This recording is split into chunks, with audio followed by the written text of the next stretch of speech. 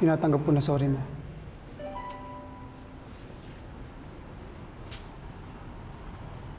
Pero may kondisyon. Kondisyon? May utang ka sa akin. Magkano? Kailangan ko bang bayaran yung bahay-bahayan mo? Di ko kailangan ng pera mo. Ha? Eh, anong utang ko sa'yo? May utang ka sa akin na 3 P. 3 P? Pantawid Pangkabuhayan Program? O Public-Private Partnership? Hindi. Ang ibig kong sabihin, may utang ka sa akin na 3 pabor. 3 pabor? Yes.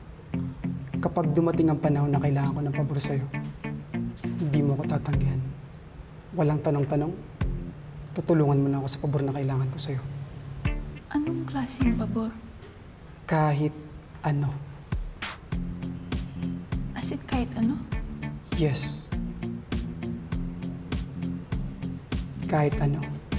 At kahit kailan. That should be enough.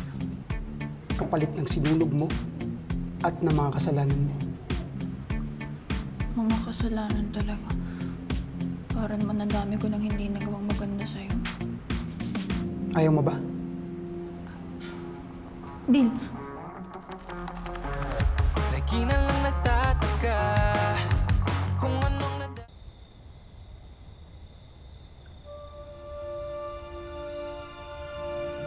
Yes, Nero? Para sa unang pabor, sumama ka sa akin.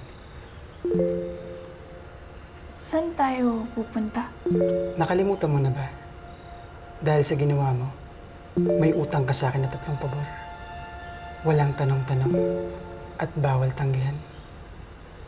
Kaya when I say, sumama ka sa akin, sasama ka.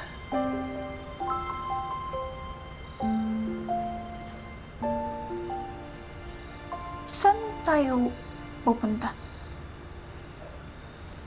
Basta.